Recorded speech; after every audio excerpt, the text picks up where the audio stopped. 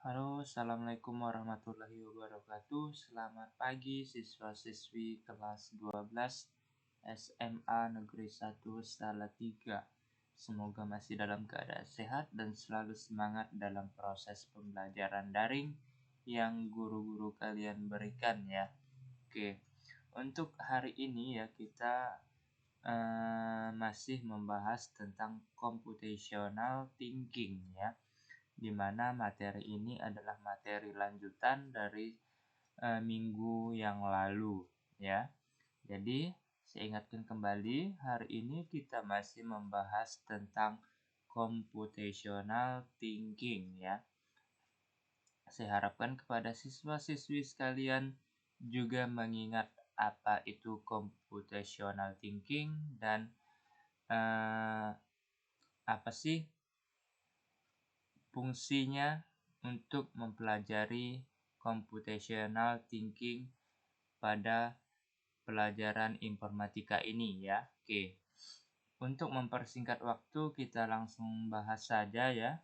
Kita langsung bahas saja tentang computational thinking.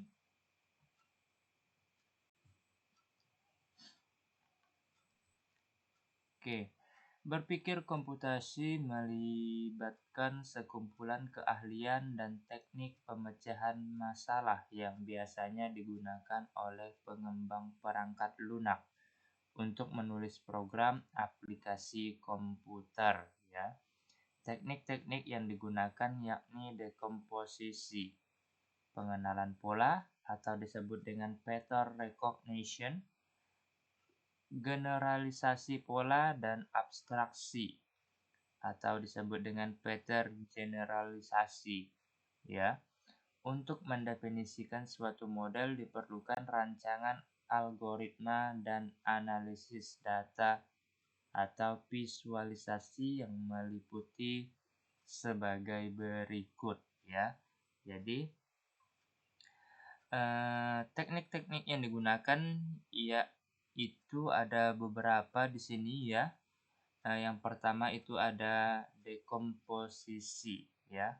Dekomposisi, dan yang kedua ada pengenalan pola, yang ketiga ada generalisasi pola, dan yang keempat ada abstraksi, dan yang kelima ya, itu ada algoritma nanti. Oke. Khusus untuk hari ini ya kita membahas dua terlebih dahulu ya, karena materinya terlalu banyak jika dibahas semuanya ya. Jadi kita bahas yang pertama dekomposisi terlebih dahulu ya. Oke. Apa sih itu dekomposisi? Silakan kalian baca juga di layar ya, bisa ya. Oke.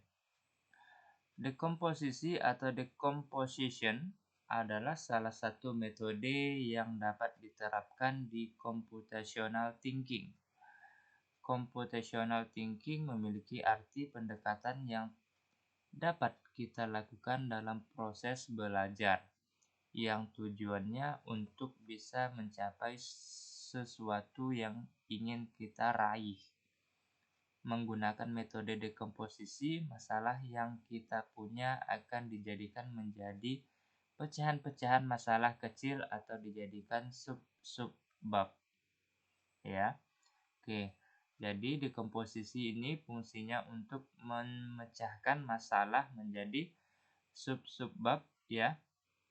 Jadi jika kalian punya masalah, nanti untuk memecahkan masalah tersebut kalian harus melewati tahap-tahap atau ya istilahnya seperti tahap-tahapan ya untuk memecahkan masalah tersebut.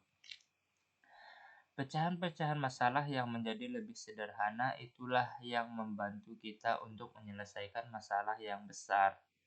Karena jika kita memilih untuk langsung menyelesaikan masalah yang besar akan terasa sulit ya. Tetapi apabila masalah tersebut dipecah akan lebih mudah diselesaikan.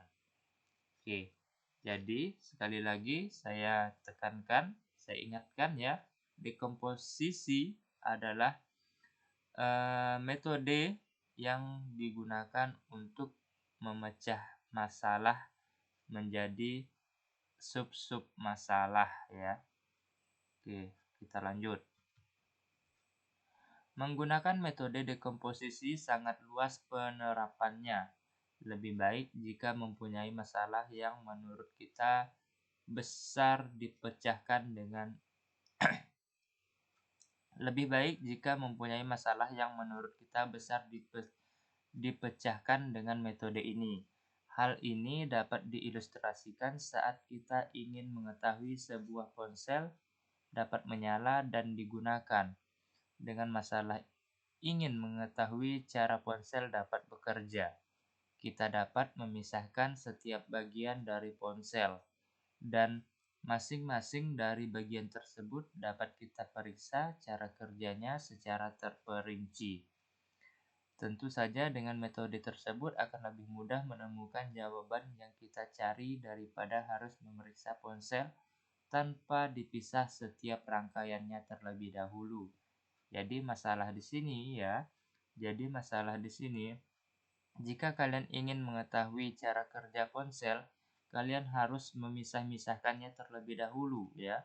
Misalnya kalian pisahkan baterainya. Kalau sudah dipisahkan baterainya, apakah HP-nya hidup atau bahkan mati, seperti itu ya. Itu yang dimaksud dengan decomposition ya, atau dekomposisi. Oke. Kita lanjutkan ya di slide selanjutnya. Dekomposisi juga dapat kita gunakan untuk memecahkan masalah yang terkait dengan komputer ya. Dekomposisi juga dapat kita gunakan untuk memecahkan masalah yang terkait dengan komputer. Dekomposisi dalam ilmu komputer dengan cara memecahkan masalah atau sistem yang kompleks menjadi bagian-bagian yang lebih mudah untuk diprogram. Hampir semua masalah dari membuat kue, membuat aplikasi, sampai menyelesaikan kasus pencurian dapat dipecahkan dengan menggunakan metode decomposition ini ya. Metode decomposition adalah metode yang sangat cerdas yang akan membantu kita untuk mencapai keinginan selanjutnya. Contoh decomposition sebagai berikut ya. Perhatikan contoh berikut ini. Yang A, ada matematika. Misalnya kalian menghitung dengan hasil 256. 256 itu dapat dari mana? Ya bisa saja ya. 2 dikali 100 ditambah 5 dikali 10 ditambah 6 dikali 1. Seperti itu. Maka dapatlah hasilnya 256 ya. Itu yang dimaksud dengan decomposition. Oke, contoh yang kedua, ada sistem perpustakaan. Kalian lihat ya, di dalam perpustakaan di situ ada peminjaman buku, ya kan? Dan ada anggotanya. Ya. Oke. Kalau di sekolah kita ya, di situ anggotanya ada guru dan ada siswa, ya kan? Oke, seperti itulah yang dimaksud dengan dekomposisi ya. Jadi contoh lain di dalam kelas.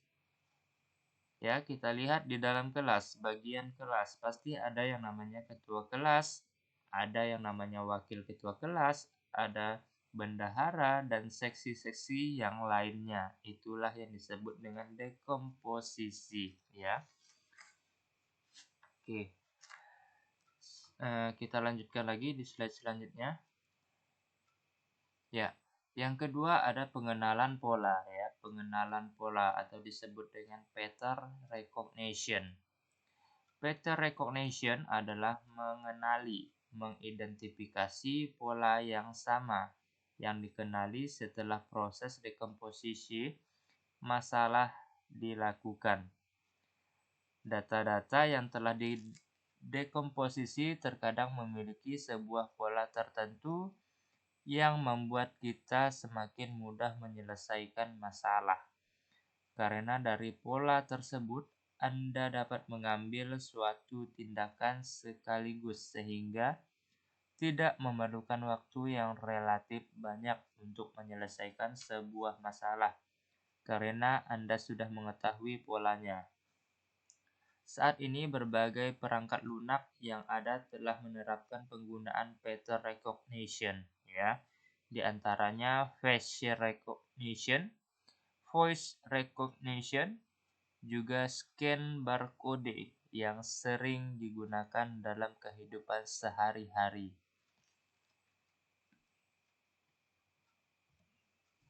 Oke. Pattern recognition merupakan sebuah keharusan dalam computational thinking, ya. Seperti yang disebutkan sebelumnya, dengan mengenali pola dari data-data yang dapat setelah proses decomposition atau dekomposisi, Anda dapat melakukan satu tindakan sekaligus.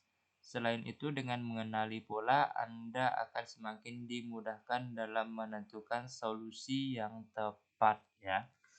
Oke, sebenarnya manusia secara alami telah memproses informasi yang dilihatnya, lalu dengan otomatis otak akan menyimpannya menjadi pola-pola yang kecil. Misalnya, pernahkah Anda berpikir bagaimana Anda bisa mengenali ibu Anda sendiri?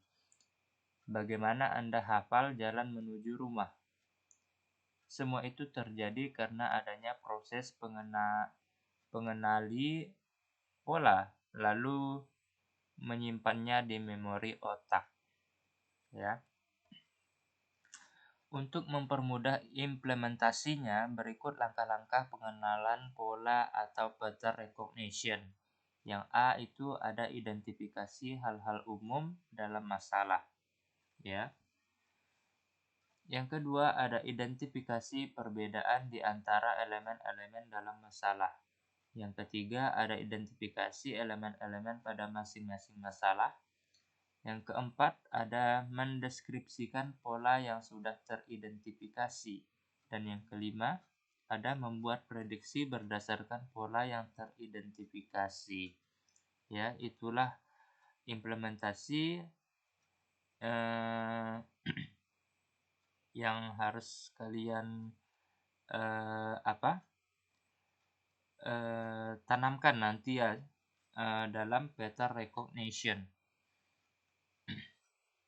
Oke, selanjutnya contoh dari pattern recognition adalah saat seseorang akan melakukan ujian. Orang yang sudah banyak berlatih akan lebih mudah dan lebih cepat dalam mengerjakan semua soal ujian yang diberikan daripada orang yang jarang berlatih. Hal tersebut dikarenakan orang yang sudah banyak berlatih sudah paham dan mengerti tentang banyak pola sehingga ia dengan membaca soal sudah tahu apa yang akan dia lakukan dan tidak perlu berpikir lagi. Untuk program komputer ya, kadang kita bisa menemui pola yang berulang. Keadaan ini memungkinkan pemisahan bagian program menjadi prosedur atau fungsi. Jadi, kalau di dalam program komputer ya, di dalam program komputer pattern recognition ini berada di dalam program aplikasinya ya. Jadi kita kalau nggak salah kita juga sudah pernah belajar di kelas 11 ya tentang program ya, tentang program prosedur atau disebut dengan fungsi. Oke,